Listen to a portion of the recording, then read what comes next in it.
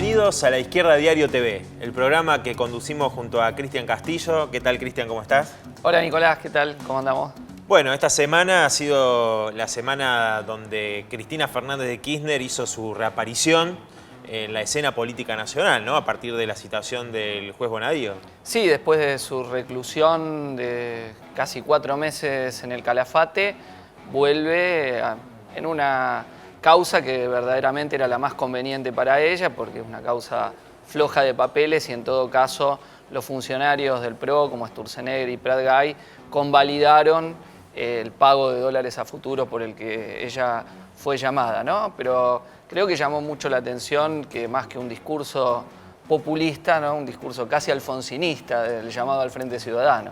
Vamos a estar hablando hoy con Luciana Rosende sobre los dichos, es decir, lo que se dijo, lo que no se dijo en este discurso de Cristina Fernández de Kirchner, que, como mencionabas recién, ¿no? Primero dijo que ella había guardado silencio estos 4 meses como una forma de respetar el mandato popular, ¿no? Se cayó la boca durante 4 meses ante los despidos, ante la inflación, este brutal ajuste, y ahora habló de muchas cosas que nunca se dijeron en la campaña, ¿no? Pero claramente no habló de los ajustes que están aplicando los gobernadores del Frente para la Victoria, tanto en Tierra del Fuego, Rosana Bertone, como en la propia Santa Cruz, Alicia Kirchner, que ha enfrentado un paro de 72 horas de los trabajadores estatales. Sí, vamos a tener el testimonio de esos trabajadores, ¿no? Recordemos también en Tierra del Fuego hubo un brutal ataque de una patota enviada por Bertone del Sindicato de Camioneros, y bueno, vamos a tener la visión de los trabajadores que están llevando luchas muy importantes en estas provincias contra el ajuste que aplica el Frente para la Victoria. Un ajuste macri-kirchnerista, ¿no? El que estamos sufriendo, podría decirse. Podría decirse eso. Bueno, y en eso tenemos que decir, esta semana han empezado a crecer la bronca, ¿no? Llegaron las boletas de luz en muchos comercios, a mucha gente, muchos trabajadores que están con un cansancio, digamos, de medidas contrarias a los intereses de los trabajadores, y ahora con esta creciente aumentos que se están dando también en el transporte, ¿no, Cristian? Sí, tarifazos en el transporte y del otro lado el crecimiento del reclamo por el boleto educativo. Tuvimos la semana pasada la movilización en la Ciudad Autónoma de Buenos Aires, donde nuestro compañero Patricio del Corro junto con Marcelo Ramal han presentado el proyecto por el boleto educativo gratuito, y este jueves en La Plata se realizó una muy importante movilización con entre 5 y 7 mil estudiantes universitarios, terciarios y secundarios, en la que tuve la oportunidad de estar, exigiendo la implementación inmediata del boleto educativo en la provincia. Recordemos que este había sido votado ya el año pasado, promulgado, y ahora en forma casi insólita, ¿no? La gobernadora María Eugenia Vidal, es insólito porque se niega a cumplir con lo que la misma ley a ella le ordena, pero no desde el punto de vista del PRO. Llegó a afirmar en una entrevista que el boleto educativo no era su prioridad, ¿no? La implementación del boleto educativo, que para algunas familias en la provincia de Buenos Aires es la diferencia entre que los pibes sigan estudiando o dejen de hacerlo. Y esto, algunos legisladores del Frente del PRO han dicho que tenían que estudiar si era viable esta ley del boleto educativo. Es decir, no van a cumplir la ley que favorece, en este caso, a miles, ¿no? Son cientos de miles de jóvenes que pueden acceder al boleto educativo, pero nunca dijeron que iban a analizar las medidas para pagarle los fondos buitres, para quitarle la retención a las mineras, a las patronales agrarias. Ahí no hubo que analizar nada. Acá hay que tomarse un tiempo para hacer un exhaustivo análisis, para cumplir una ley que ya fue votada en la legislatura. Cuando estaba yo como diputado en la legislatura de la provincia, el proyecto que se había votado en diputados incluía docentes y no docentes. El Senado, controlado en aquel entonces por Mariotto, lo restringió solo a los estudiantes. Y ahora el gobierno de Cambiemos quiere limitar aún más los alcances de una medida que, insisto, es la diferencia entre poder estudiar o no para una parte importante de la población de la provincia. Y también tuvimos reuniones de comisiones en el Congreso Nacional, ¿no? Sí, bueno, nuestra compañera Miriam Bregman estuvo dando la postura del Frente de Izquierda, llevando adelante una dura crítica a estas leyes, este paquete de leyes que quieren implementar, que en algunos casos significaría la aplicación de la ley antiterrorista, llevar adelante la infiltración a las organizaciones populares. Esto permitiría, ¿no?, este nuevo paquete de leyes, y bueno, allí estuvo nuestra compañera Miriam Bregman haciendo un fuerte rechazo a este nuevo paquete de ley. Desde nuestro bloque del PTS en el Frente de Izquierda rechazamos las reaccionarias reformas de la ley de Ministerio Público Fiscal.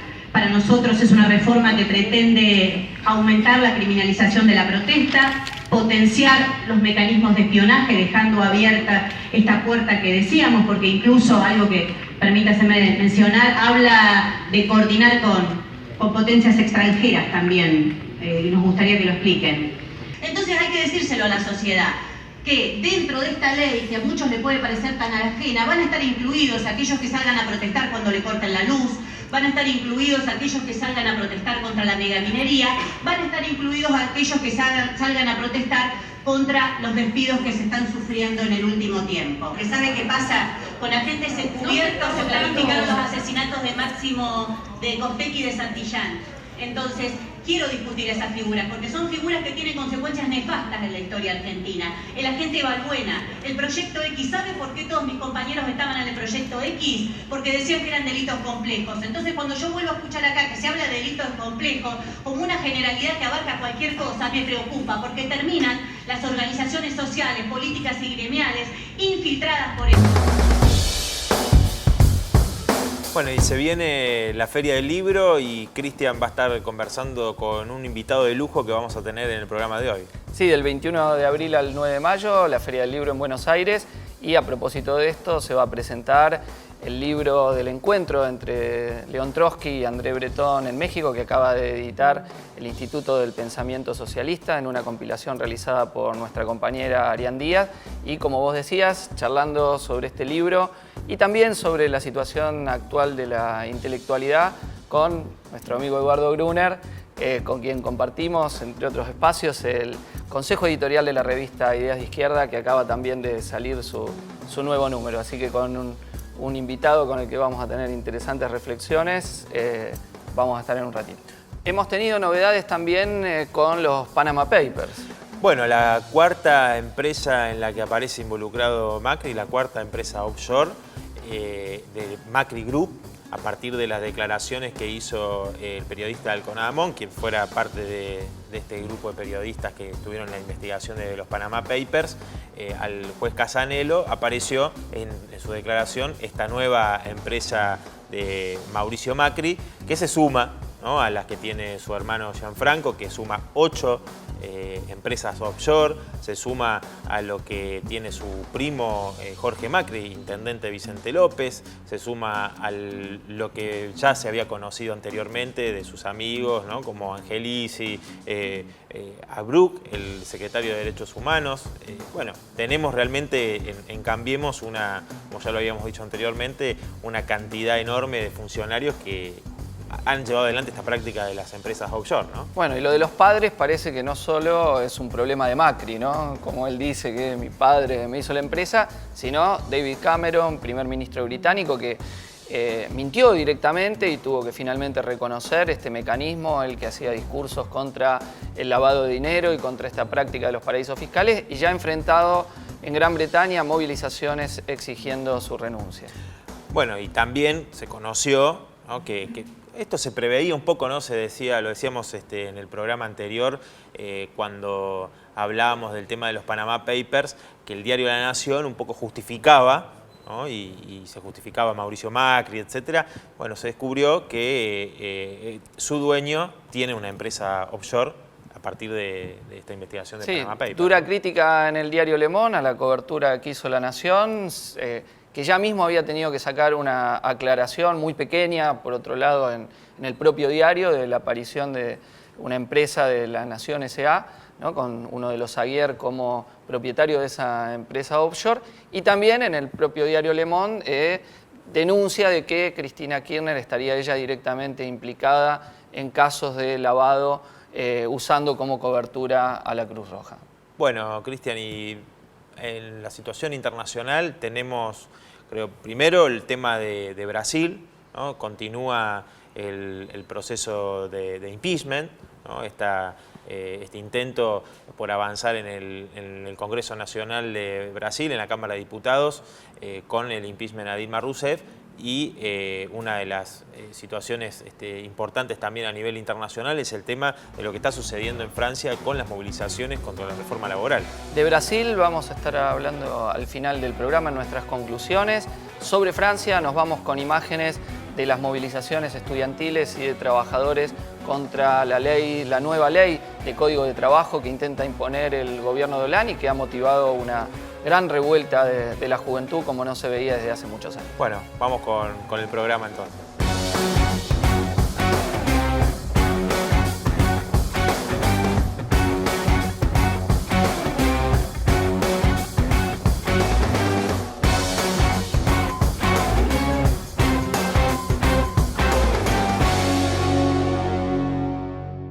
Esta semana, ajustar a los ricos.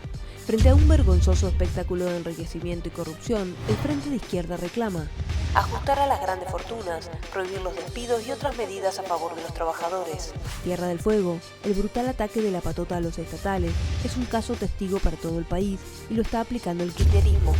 Francia, decenas de miles de estudiantes y trabajadores desafían la represión en contra de la reforma laboral. Todo esto y mucho más en La Izquierda Diario, edición impresa. Un semanario para estar informados. Un partido para organizar la resistencia.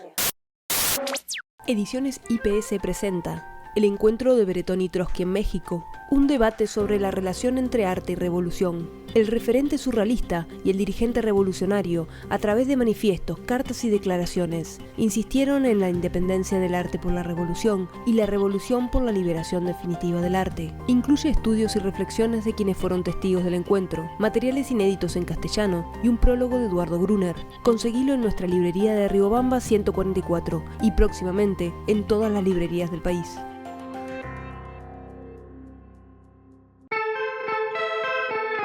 La citación judicial a Cristina Fernández de Kirchner por parte del juez Bonadío terminó convirtiéndose en el retorno político de la expresidenta. La concentración en las puertas de Comodoro Pi puso de manifiesto por un lado que Cristina Fernández de Kirchner mantiene una relativa capacidad de movilización y por el otro que ya no aglutina a parte fundamental de lo que fuera el proyecto cuando el kirchnerismo era gobierno. Entre las 40.000 personas que se hicieron presentes, se destacaron La Cámpora, Unidos y Organizados y el Movimiento Evita, y pequeñas delegaciones de algunas intendencias del Gran Buenos Aires.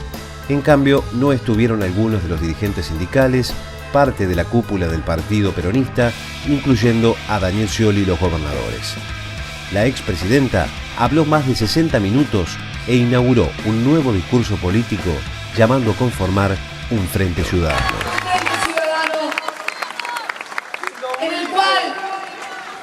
No se le pregunte a nadie a quién votó ni de qué partido es, se le pregunte cómo te está yendo, mejor que antes o peor.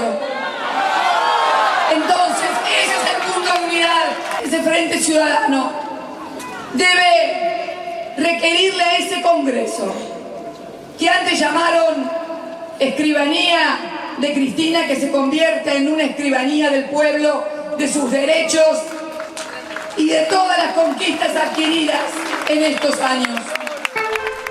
El nuevo proyecto del Frente Ciudadano no ofrece otra respuesta que no sea esperar el calendario electoral de 2017 y un eventual retorno en el 2019.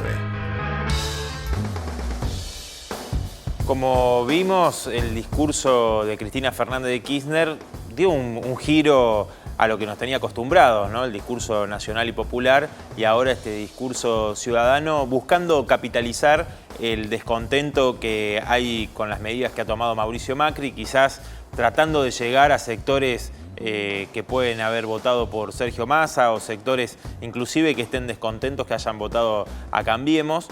Pero claramente este discurso ha omitido Cristina Fernández de Kirchner la situación que se dio en el Senado con la votación de los fondos buitres, ¿no? La ley, el levantamiento de la ley de pago soberano y la ley Cerrojo, que permitió esta entrega a los fondos buitres, que se está por concretar ahora en estos días, y que el Frente para la Victoria podía frenar en el Senado teniendo mayoría, y bueno, como lo vimos todo, Pichetto y compañía pusieron esa mayoría al servicio de los fondos buitres.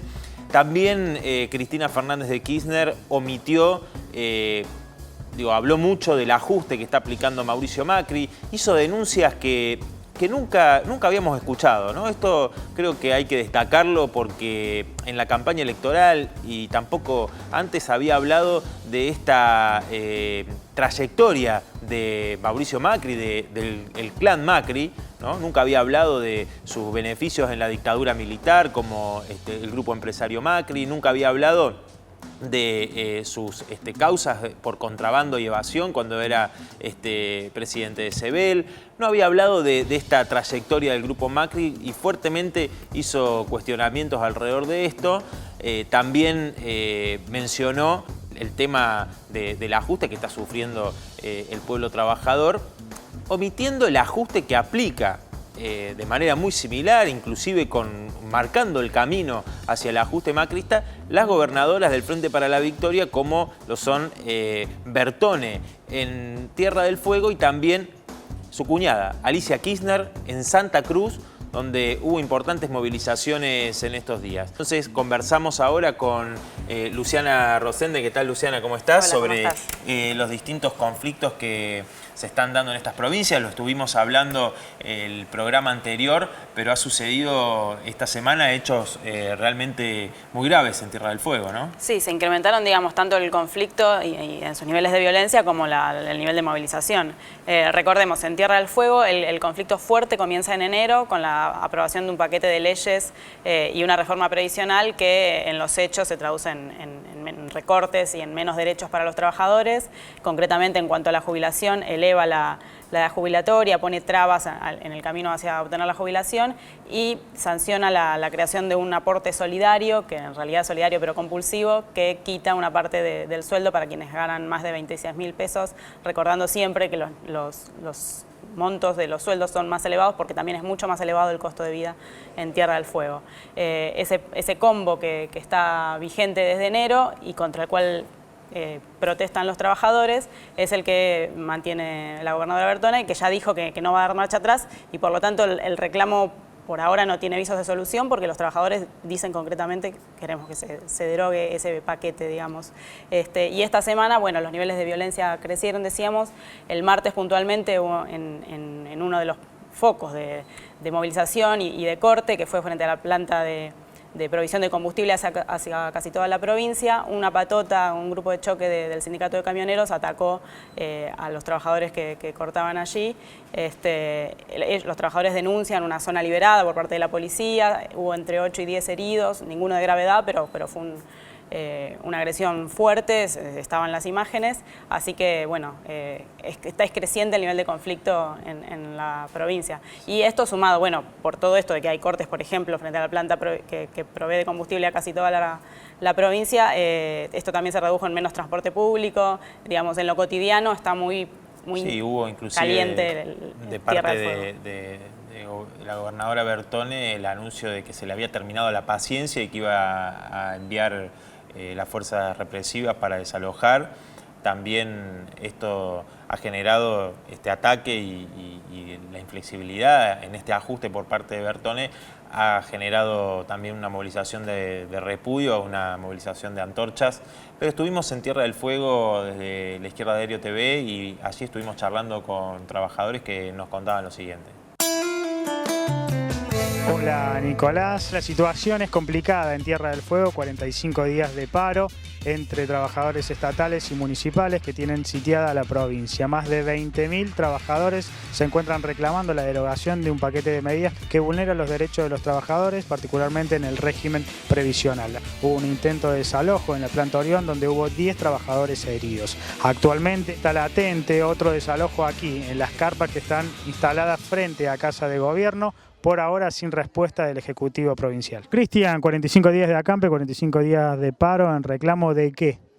45 días de acampe, de lucha más que nada, y estamos con lo mismo que empezamos el día 1. Los primeros días de enero, la legislatura, a pedido de la gobernadora, aprobó leyes que atentan contra los derechos laborales de trabajadores activos, pasivos, impuestazo, el robo a los discapacitados. Bueno, los jubilados venimos, aparte de estos 46 días de lucha, ya hace 5 años, se cumplieron ayer, donde venimos reclamando por nuestros derechos, que ya empezaron a quitarnos los derechos en el gobierno de Fabiana Ríos, siguiendo ahora con el gobierno de Rosana Bertone. Estamos sufriendo despidos, amenazas, aprietes de todo tipo y que son todos violación al derecho del trabajador a realizar su tarea diaria.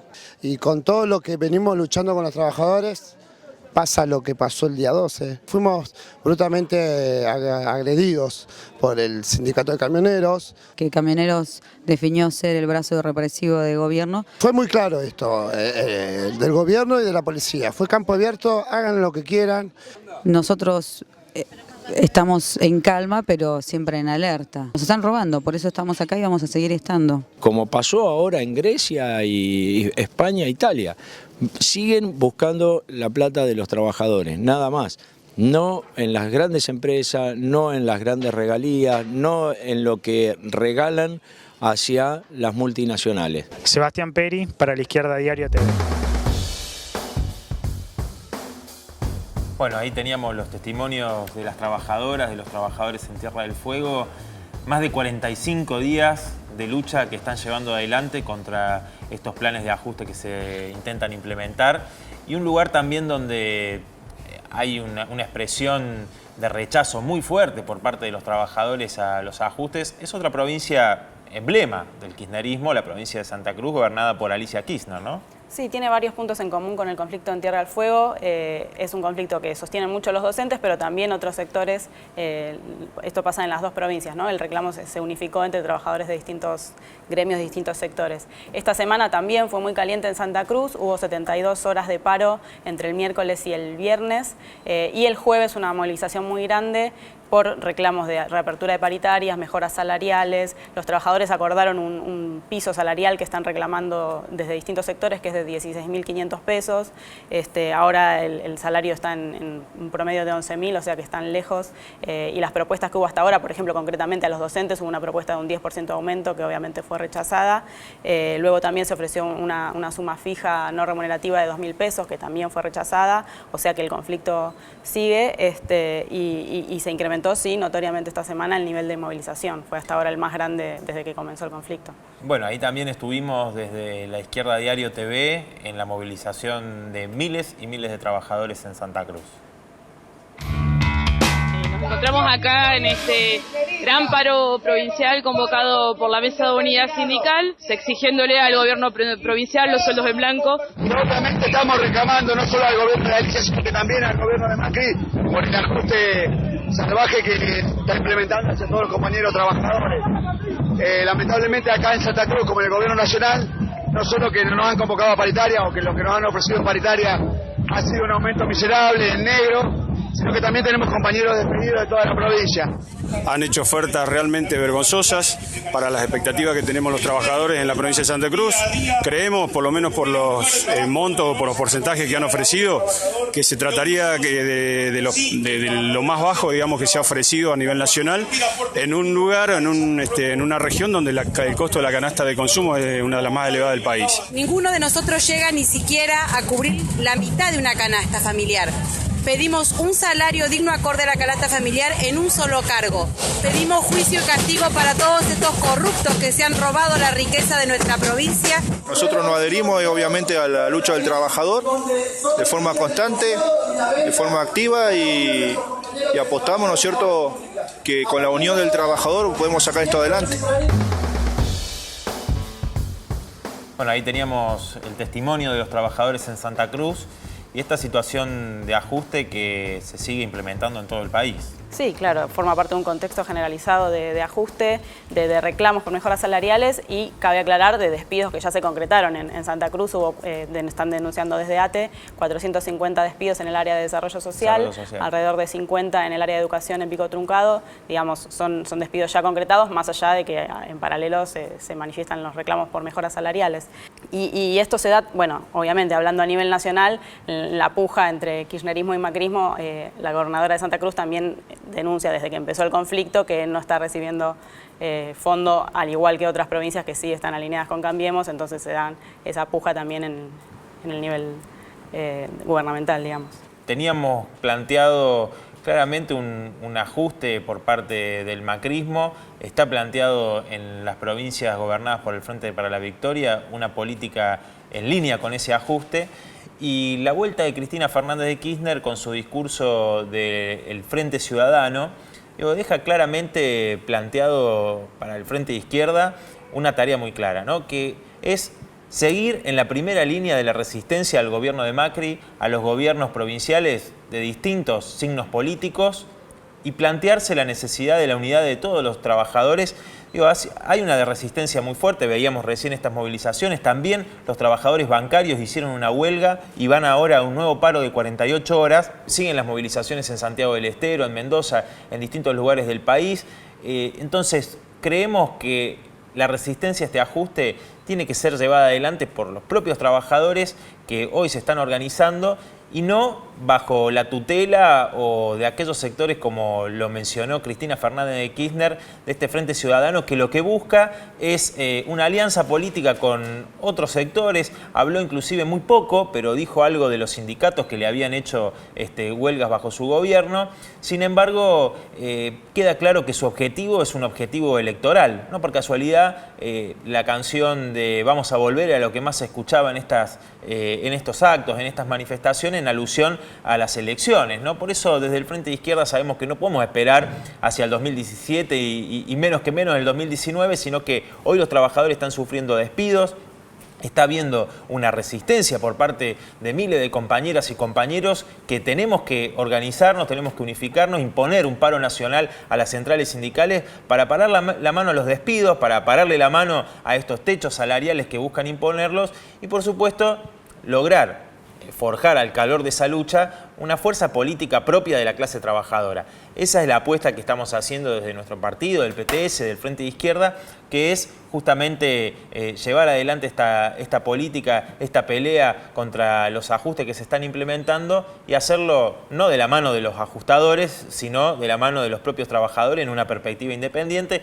Y para eso nuestros legisladores, nuestros diputados, en cada uno de los recintos llevan los reclamos, una agenda del pueblo trabajador y también lo hacemos en las calles, como hemos visto en este programa y lo hemos visto a lo largo de estos años donde el Frente de Izquierda ha conquistado posiciones en distintos parlamentos. Los diputados del Frente de Izquierda están allí acompañando la lucha de los trabajadores, que en última instancia es la única manera que tenemos de pararle la mano a Macri y a los gobernadores, es confiando en la propia fuerza que tiene la clase trabajadora y no depositando expectativas en ninguno de estos sectores que, como se ve claramente, dicen estar contra el ajuste, pero Cristina Fernández de Kirchner oculta que el Frente para la Victoria también lo implementa en las provincias que gobierna.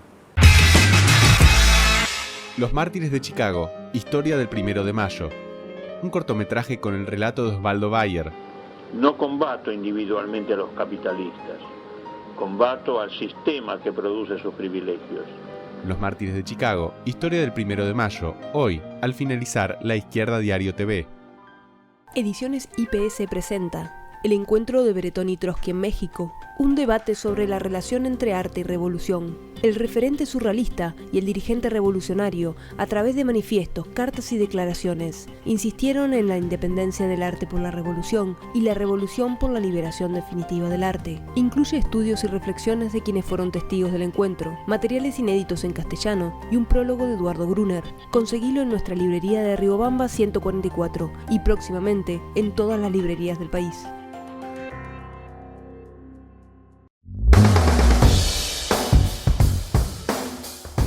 Estamos con Eduardo Gruner, sociólogo, ensayista, autor de numerosos libros, uno de los intelectuales más importantes de la actualidad y, por si fuera poco, de izquierda.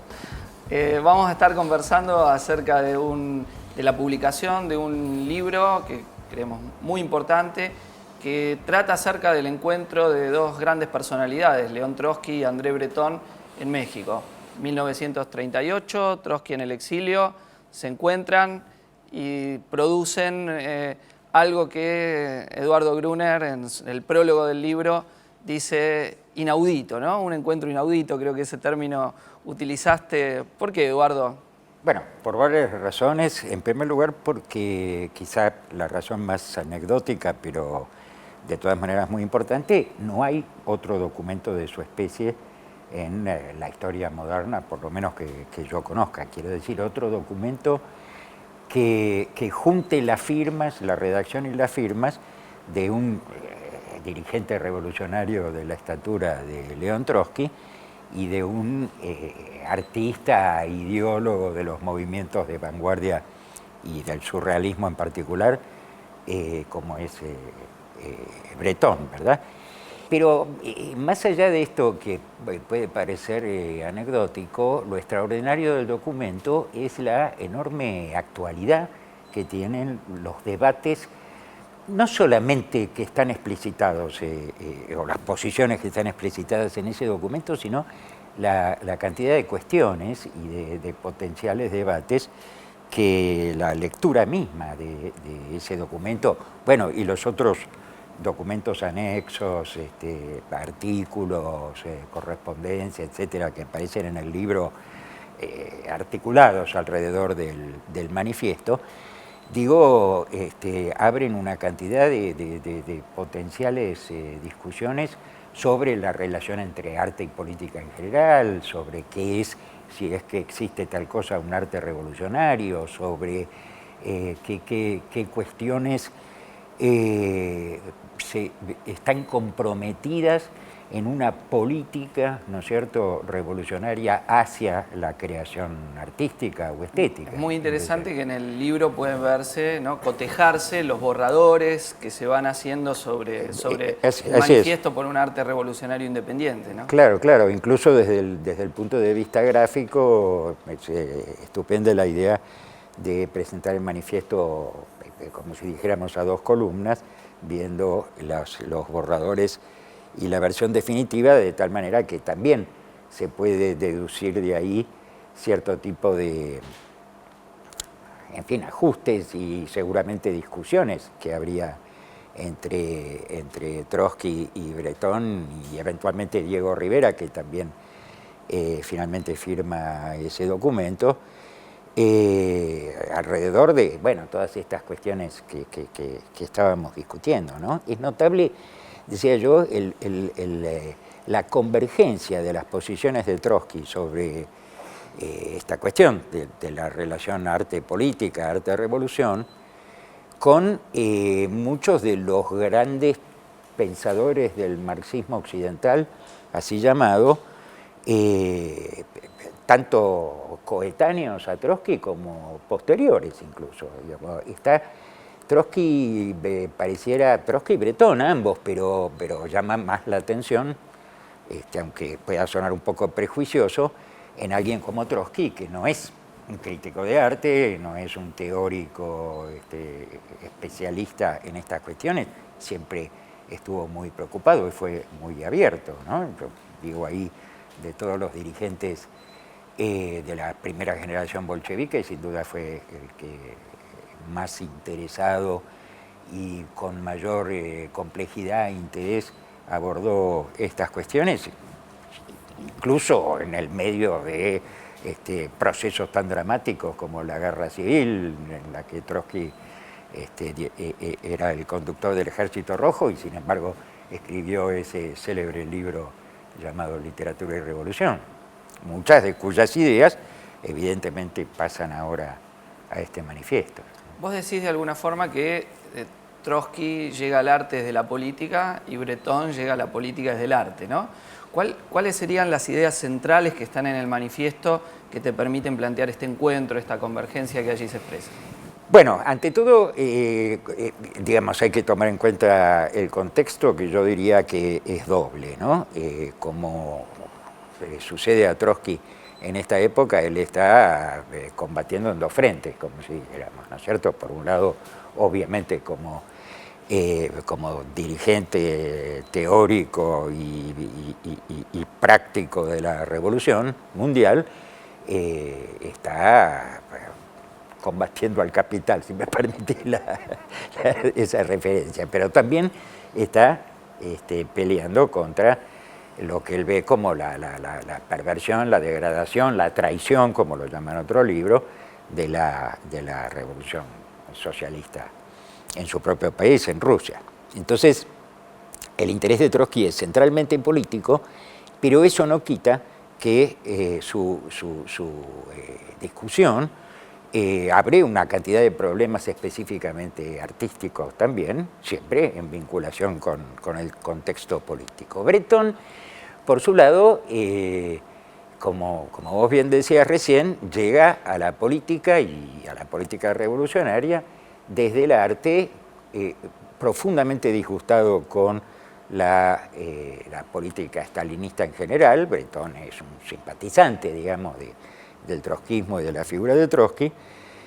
Está profundamente disgustado con la política stalinista en general y muy en particular con la política hacia el arte, con toda la, entre comillas, teoría, porque ni siquiera merecería ese término del llamado realismo socialista, que le parece totalmente mediocre y además reaccionario, paradójicamente, ¿no? Entonces, esa convergencia es de un enorme interés para discutir todas estas cuestiones que están en el aire durante todo el siglo XX, diría yo, ¿no? Bueno, y lo que va del nuestro. Ahí se puede ver, ¿no?, cómo Breton, en la primera redacción del manifiesto, toma una definición de Trotsky de literatura y revolución, donde se habla de la plena independencia del arte, salvo cuando está contra la revolución proletaria, y donde para los prejuiciosos les resultará un poco extraño que es Trotsky quien modifica esto, saca la aclaración y deja la idea de la plena independencia del arte. ¿A qué se refiere con esta idea de la plena independencia del arte? Bueno, se refiere a que Trotsky tiene muy claro que el arte tiene sus propias leyes, sus propias reglas de construcción y de creación, y que la creación artística debe ser dejada en completa libertad, más allá de otras consideraciones sobre el régimen político en que se dé, debe ser dejada en completa libertad porque esa es la función específicamente y objetivamente revolucionaria del arte, el mostrar la posibilidad de una plena autonomía y libertad, ¿no es cierto?, desalienada, llamémosla así, en el terreno específico del arte. Con lo que no se confunde Trotsky, que hasta cierto punto sí es una confusión que tiene Breton, es con que evidentemente no va a ser el arte por sí mismo el que va a transformar las condiciones sociales, políticas, económicas de esa alienación, sino que lo que el arte puede hacer es, por eso yo decía, tomando una expresión de Ernest Bloch, tener esa función utópica en el buen sentido del término, demostrar que es posible una práctica humana, una práctica social, que el arte también lo es, plenamente libre y desalienada. Obviamente no es posible en esta sociedad capitalista, ni en la pero es una anticipación y por eso Trotsky apuesta a la plena libertad del arte y abundando en lo que vos decías, Chipi, es todavía más aparentemente paradójica la posición de Trotsky porque él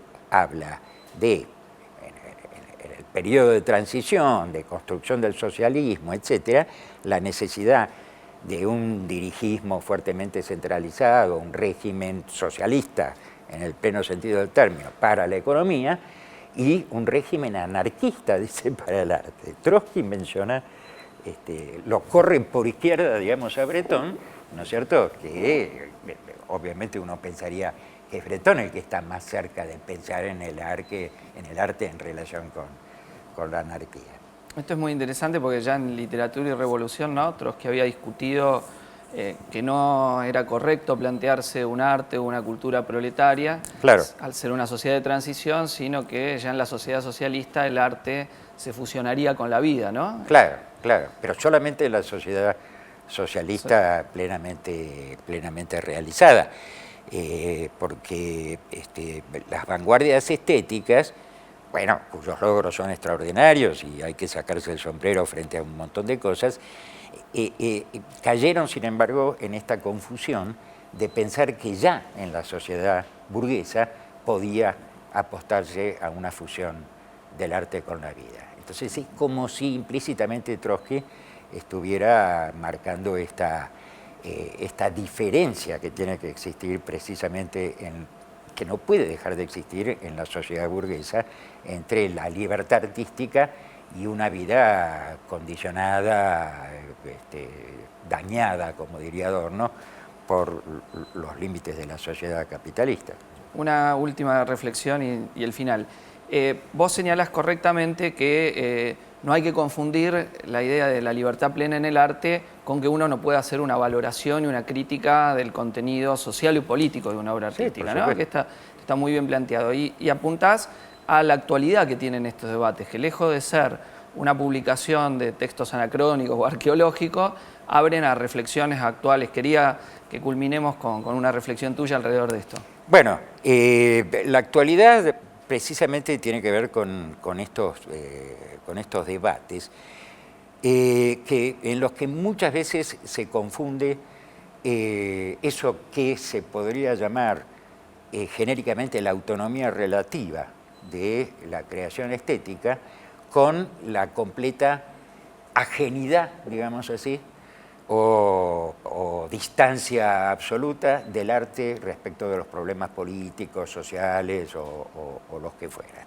Entonces, quiero decir que no se puede caer en ninguno de esos dos extremos, que ambos son idealistas, digamos así, y perjudiciales tanto para la causa estética como para la revolucionaria.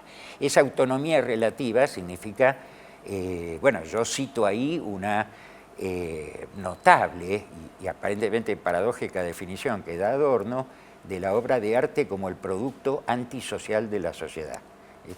Esta me parece que es la posición de Trotsky. La obra de arte es un producto de la sociedad, de la sociedad tal como es, de qué otro lugar podría salir, pero a su vez conserva esta libertad de su relativa autonomía, que la hace entrar en conflicto y entrar en situación objetivamente crítica respecto de esa misma sociedad que lo produjo.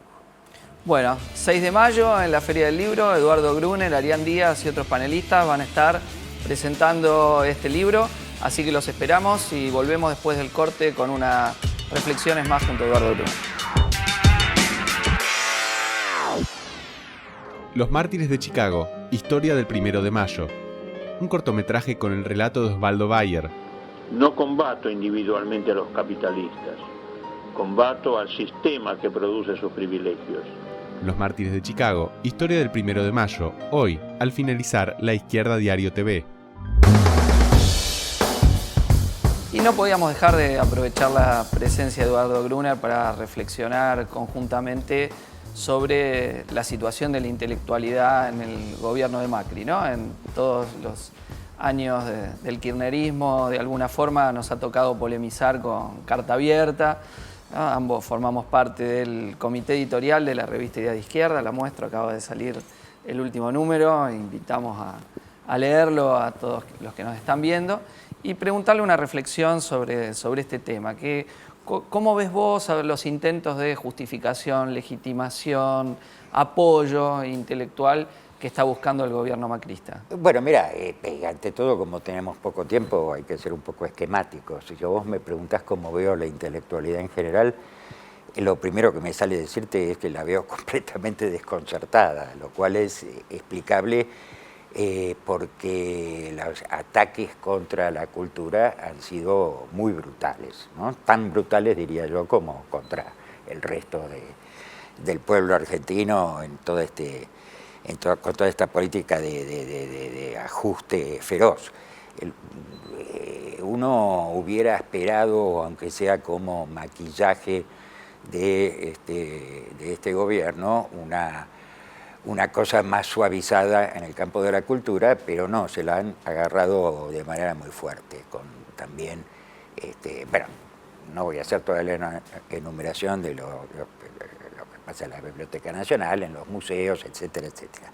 Entonces, me parece que es muy difícil, aún a cierta intelectualidad de derecha, digamos, rápidamente, le está resultando realmente muy difícil justificar un ataque que no es proporcional, digamos, a la situación de la cultura argentina.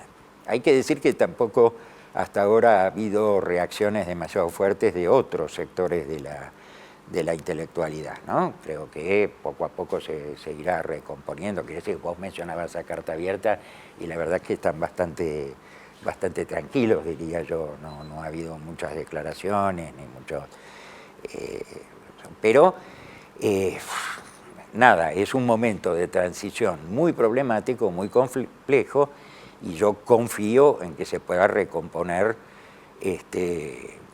cada uno desde su perspectiva, los distintos agrupamientos o individualidades, no importa que puedan adoptar una posición más claramente crítica, ¿no? Te dejo una reflexión y a ver tu opinión. Me da la impresión que en el intento de construir algo que se podría llamar un relato M, también, ¿no? Macri como que se pone en un segundo plano y en ciertos temas muy sensibles, por ejemplo el genocidio, los manda lo pérfido. Bueno, lo pérfido increíble, un ministro de Cultura que se confunde con Ban Ki-moon, como si fuera presidente de Corea del Norte, ¿no? Entre otras cosas.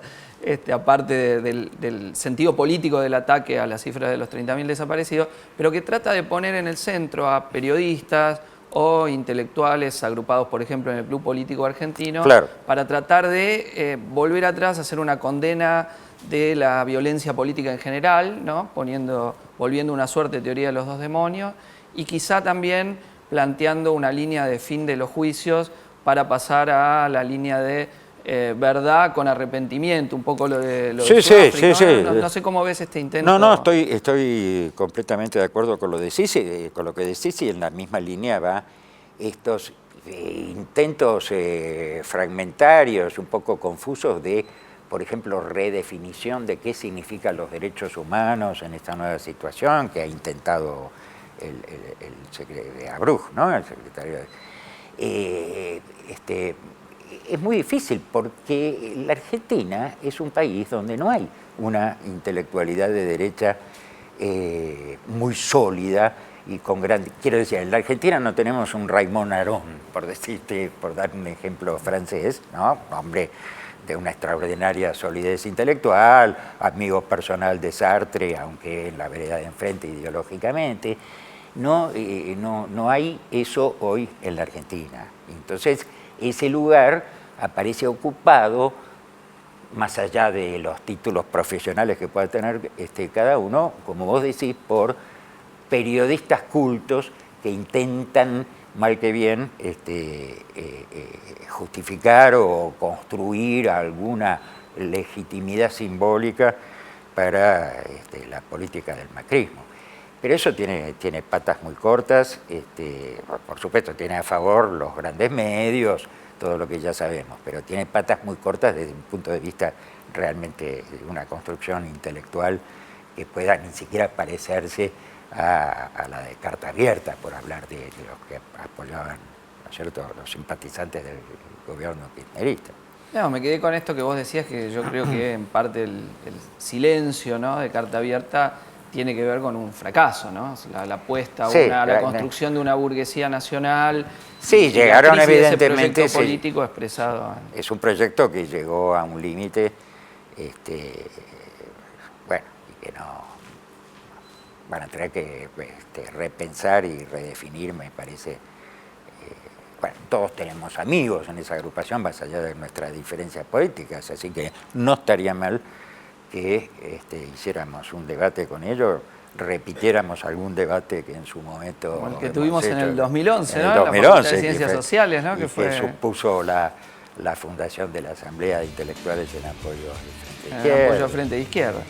Bueno, nos despedimos de Eduardo, muchas gracias por estar. Tendremos oportunidad de seguir conversando con él en La Izquierda Diario TV.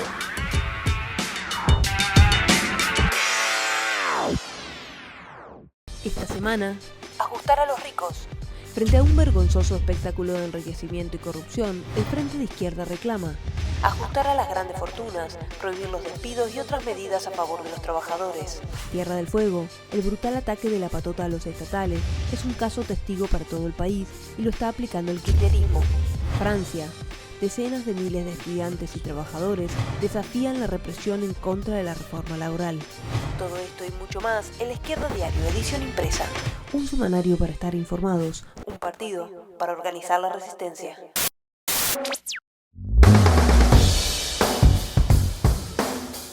Bueno, último tema para tomar aquí en La Izquierda Diario TV, Brasil, ¿no? Hablábamos al comienzo de lo que está sucediendo con la votación del impeachment en la Cámara de Diputados, allí en Brasil, y lo que sucedía el jueves era la presentación que realizó el gobierno de Dilma Rousseff intentando frenar este impeachment, que fracasó. Por eso se continúa ahora esta votación que abre distintos escenarios de crisis. Sí, si se llega a los 342 diputados a favor, la votación pasa luego, el trámite del impeachment pasa luego al Senado. Ahí, con la mitad más uno de los votos, se abriría la suspensión de Dilma Rousseff en la presidencia, asumiría Michel Temer hasta una decisión definitiva del Senado, donde sí hay que conseguir los 2/3 de los votos. Tal es la crisis que Dilma ofreció un adelantamiento de las elecciones presidenciales. Cualquiera de los dos escenarios es un acuerdo claramente político, de crisis. Claro, un acuerdo político para ahí, para... porque el vicepresidente Temer también tiene un fuerte cuestionamiento, él también está sometido a un proceso de impeachment y la pérdida de popularidad es conjunta, ¿no?, de ellos y del conjunto del sistema político brasilero. Bueno, vamos entonces a una conversación con nuestros compañeros de La Izquierda Diario de Brasil. Hemos estado conversando con ellos sobre esta situación. Hola Leandro, ¿qué tal? ¿Cómo estás? Hola, ¿cómo estás? Muy bien, estamos ya presenciando el proceso de votación del impeachment a Dilma Rousseff, luego de que hablaron todos los presidentes de los bloques en la Cámara de Diputados. ¿Se puede avisorar algo de cuál sería el resultado? No, es muy difícil hacer un pronóstico de cuál va a ser el resultado. Hay 504 diputados presentes de 513, hay mucha especulación si con ese número se gana el impeachment por 1, 2, 3, 5 votos, pierde por un mismo margen. Es muy difícil decirlo hasta ese momento qué resultado termina esa votación. Hoy hay movilizaciones, ¿no?, en distintas ciudades de Brasil a favor y en contra del impeachment. Sí, desde temprano hubo y aún hay manifestaciones en casi todas las capitales del país a favor y contrarias al impeachment. Manifestaciones todas que fueron un poco menores, tanto las de la derecha a favor del impeachment, contra el gobierno, como las contrarias al impeachment. Nos parece que quizá hubo un poco de miedo de enfrentamiento en la calle, menos gente fue por un lado o por otro, pero siguen creciendo las personas en las manifestaciones, tanto a la derecha como en contra del golpe institucional del impeachment, pero son menores.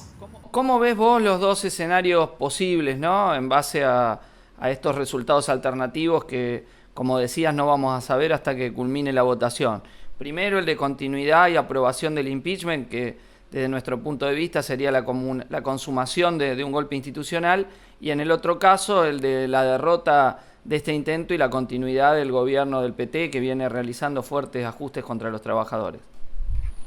Bueno, en caso que se vote por el impeachment en la Cámara, se tardará como un mes para que vote en el Senado. En ese un mes será muy complicado porque Temer ya va a empezar a montar su gobierno, pero aún Dilma Rousseff será la presidente.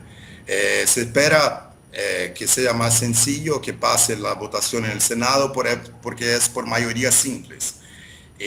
Se triunfa un gobierno Temer, es un gobierno muy contestado que desde el primer día va a tener que enfrentar una oposición de ese amplio movimiento democrático contra el golpe que surgió, una oposición del PT y que no se sabe qué otros partidos burgueses van a apoyarlo. Si por otro lado triunfa el PT y derrota el impeachment, se cambia todo el escenario, porque será un gobierno menos débil que el actual, pero al mismo tiempo no un gobierno que no es fuerte suficiente para empezar una nueva hegemonía lulista, por ejemplo.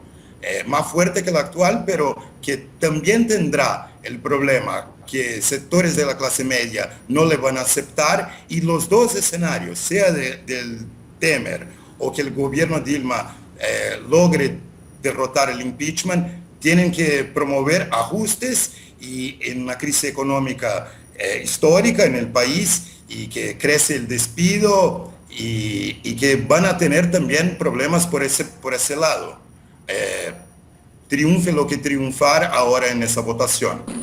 Me llama la atención que tanto los que impulsan el impeachment como los que se oponen, en el caso del gobierno del PT, todos están de algún modo incluidos en las denuncias del Lavallato y de denuncias de escándalos de corrupción, ¿no? Lo cual los ha desprestigiado fuertemente ante la población.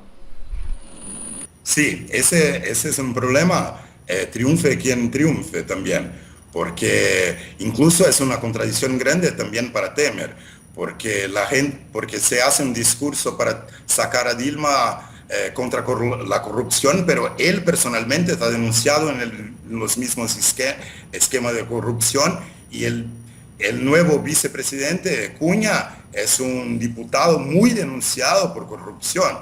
Entonces, va a haber incluso en esas clases media acomodada que dan apoyo al impeachment, un apoyo más activo en la calle. También una estafa, también porque todo un régimen del PT, PMDB, PSDB, que están todos involucrados en esquema de corrupción. ¿Cuál ha sido la posición de las distintas organizaciones de la izquierda no petista, es decir, la izquierda que está por fuera del Partido de los Trabajadores gobernante, respecto a este proceso de impeachment? Sintéticamente, si nos podés comentar, Leandro. Bueno, sintéticamente, una parte de la izquierda, sobre todo Luciana Genro, que fue ex candidata a presidente por el PSOL, y el PSTU, se sumaron, bajo otras palabras, a posiciones defendidas por Folha de São Paulo, que es un importante periódico de la burguesía paulista, posiciones comunes, pidiendo elecciones anticipadas o elecciones generales. Una otra parte hizo campaña contra el impeachment, pero sin exigir nada a la burocracia sindical, sin denunciar ningún ataque promovido por el gobierno del PT. Nosotros, el MGT y algunas otras pequeñas organizaciones, defendemos que en contra ese golpe institucional del impeachment y contra los ataques de los distintos gobiernos. Nosotros también planteamos una clara exigencia a llevar a las asambleas en locales de trabajo, estudio, a exigir a las conducciones de los sindicatos un plan de lucha contra la derecha y los ataques de los gobiernos, porque no nos parece que es posible derrotar a la derecha con métodos de compra de diputados corruptos como intenta hacer Lula, que se puede derrotar por la fuerza y la organización y los métodos de la juventud y la clase trabajadora, como asambleas, huelgas, manifestaciones. Y bueno, y como parte de esa política independiente, nosotros el MGT defendemos una asamblea constituyente que sea una respuesta de fondo a todo ese régimen corrupto, como decía pocos minutos atrás. Escuchamos a Iván Valente hace un rato, el presidente de la bancada del PSOL, el Partido Socialismo y Libertades, denunciar el golpe institucional, ¿no es cierto? Sí, él discursó eso tiene sido la posición de la mayoría del PSOL, denunciar el golpe institucional. Una minoría, como Luciana Genro, defiende elecciones generales, junto a Folha de São Paulo o Marina Silva, una ex candidata a presidente que fue apoyada por un banco importante de Brasil, Itaú. Pero la mayoría, ¿sí? Pero la mayoría del PSOL está denunciando el golpe institucional, pero al mismo tiempo son parte de lo que yo criticaba antes también, que denuncian eso, pero no exigen nada de la conducción de la CUT, de la UNI, a un plan de lucha verdadero contra la derecha. Denuncian correctamente en sus tribunas parlamentarias eso, pero no llaman a una movilización verdadera y a exigir de las conducciones de los sindicatos un verdadero plan de lucha para derrotar la derecha. En caso de triunfar el impeachment, sectores del PT hablan de que ellos mismos bregarían por la idea de elecciones generales. ¿Esto es así? Sí, se dice eso mucho en la prensa hoy día y se especula que quizá esa sea la posición que el PT lleve en los próximos días en caso que pierda la votación en las próximas horas. No se sabe, pero también es difícil eso porque para hacer eso hay que tener una mayoría de dos tercios de diputados y senadores, exactamente lo mismo que triunfaría hipotéticamente con el impeachment. Entonces, los mismos diputados que votaron por el impeachment tendrían que votar por las elecciones generales. Es una carta que está en el juego, pero no parece aún lo más posible. Pero hay que ver el resultado. Podría ser, independientemente de su imposibilidad de concreción, como una especie de consigna hacia las elecciones municipales de octubre para posicionar al PT, ¿no? Sí, claro, y también como respuesta a ese movimiento democrático y para que ese movimiento democrático contra el golpe tome como suya esa consigna también y utilizarlo más. Bueno, Leandro, muchísimas gracias. Estamos siguiendo acá minuto a minuto cómo va la elección desde las páginas de Izquierda Diario, pasando la transmisión en vivo de lo que ocurre en el Congreso, en la Cámara de Diputados en Brasilia. Así que muchas gracias por tus palabras y seguimos en contacto. Gracias a ustedes.